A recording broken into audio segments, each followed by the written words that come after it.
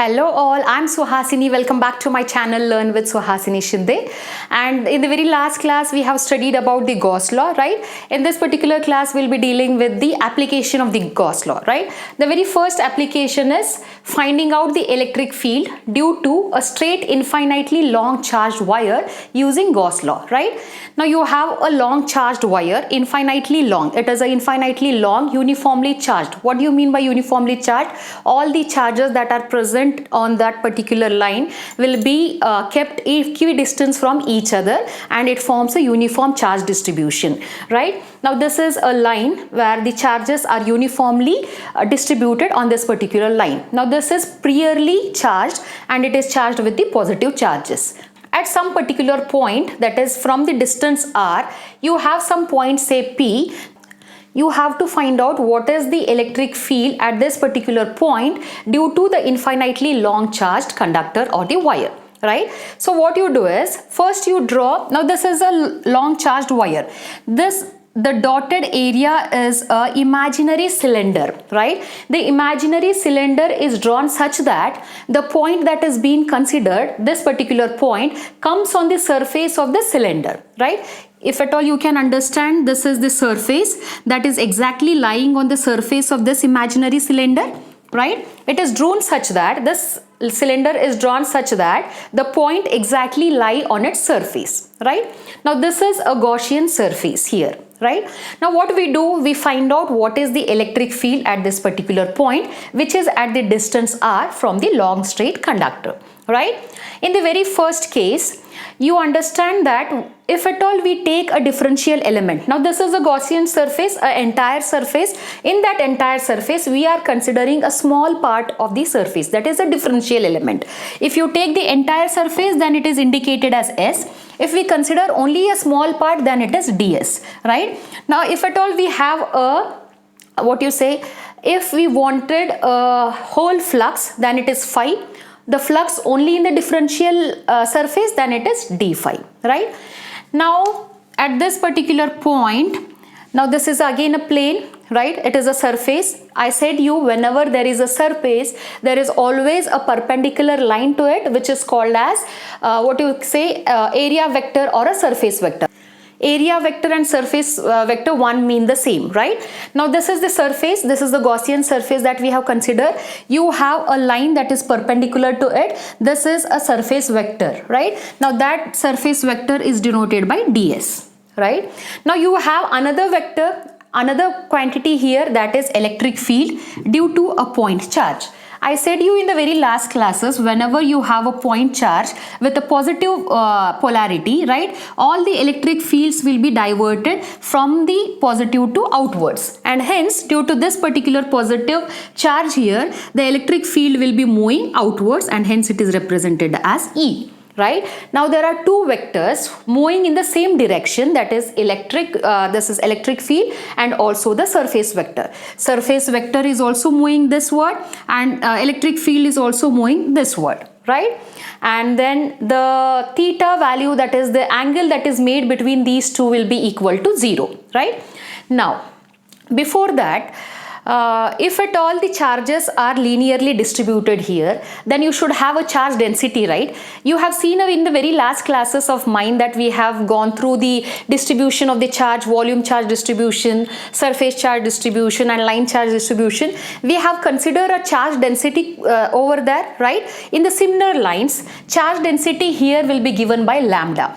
Charge density on this particular line, that is, will be represented by lambda is equal to charges present on that is Q, to this particular length L, right? This is the charge density on this particular line, right? Lambda will be equal to Q divided by L, right? Is this clear up to this point? Now, what was the equation that we have found for the phi in the very last class? Phi will be equal to, that is E, yes, then S, then cos theta. In the last class, I think this was A. I said you area and surface remains one and the same, right? If at all you consider area, then it will be area vector and it is represented as A. If you consider this as surface, it will be surface vector ds and it will be taken as S, right? Now this is cos theta. This was the expression that we know about electric flux, right? Now this expression was for the entire closed loop for whatever shape you consider, right? This expression for the entire surface. But if at all you want to know what is the electric flux due to this differential surface, then you should write d phi is equal to E ds cos theta, right? What is this theta? Theta is the angle made between the surface vector and the electric field. As they are moving in the same direction, the theta remains 0 and hence cos theta will be 0, and for this value cos 0 it is 1, right? And d phi will be equal to E into ds. This is the first equation we get, right? This equation represents the flux through a small differential area ds, right? Now if at all you want to know what is the entire flux for this Gaussian surface, this dotted line is an imaginary cylinder, right? This is a Gaussian surface now.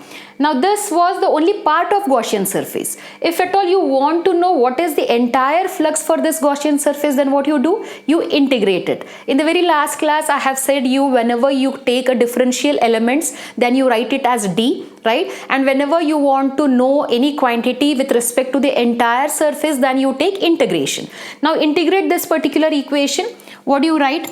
Integration of d phi will be equal to integration of E into ds, right? What is the integration of d phi? It is phi, right? E is constant. Why E is constant? This particular point, any point, not only this point, if the point changes to this point, here, anywhere, right? In the entire Gaussian surface, wherever the point is placed on the surface, the distance remains the same and hence the electric field also remains constant throughout this Gaussian surface, right? And hence it is constant, it is taken out. Now the integration of ds is S, right? Now let us say this equation as equation number 2, right? With the Gauss law, you know what phi is, was Q divided by epsilon times, right? And this E as it is, right? Now what is the value of this S? This is the surface area of this Gaussian surface. It is 2 pi r L, right? Now bring this terms here. Then how do you represent it? It is Q divided by epsilon 2 pi r L will be equal to E, right? Now this Q can be further expressed in terms of charge density. We had, right, charge density was amount of the charges through the length, right? Now this Q can be written as Q is equal to lambda into L. This particular Q value will be substituted in this equation, right?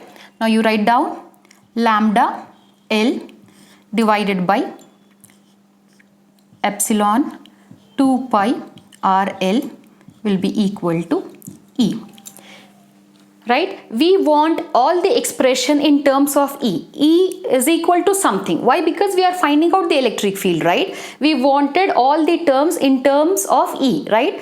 So E will be equal to something. So this L get cancelled. So the final expression, just rearranging the terms, electric field at that particular point will be equal to lambda divided by epsilon 2 pi r.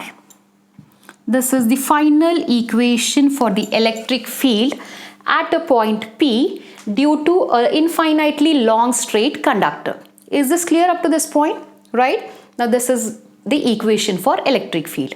Now this is all the derivation about the Gaussian law application. This is the first application. You have so many different types of the application. In that, this is one of them, right?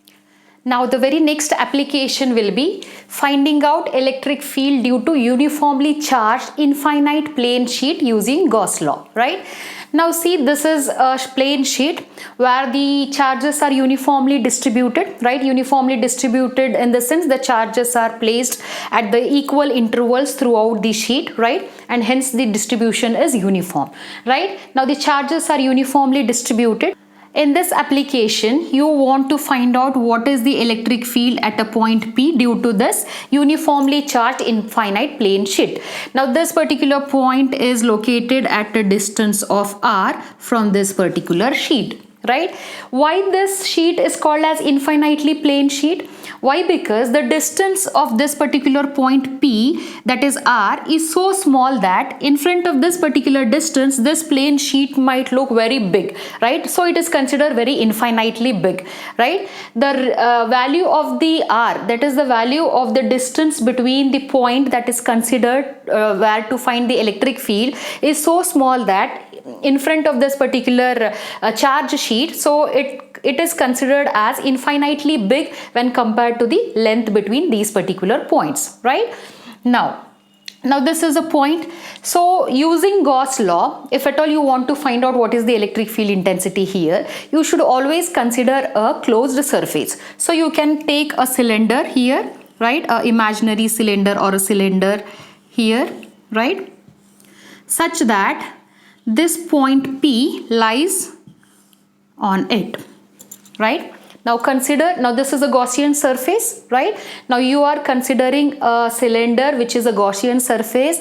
This surface is such that a point exactly lie on that particular cylinder, right? Now this is taken as differential element ds. Is this clear now, right? Now, how do you find out what is the flux at this particular point?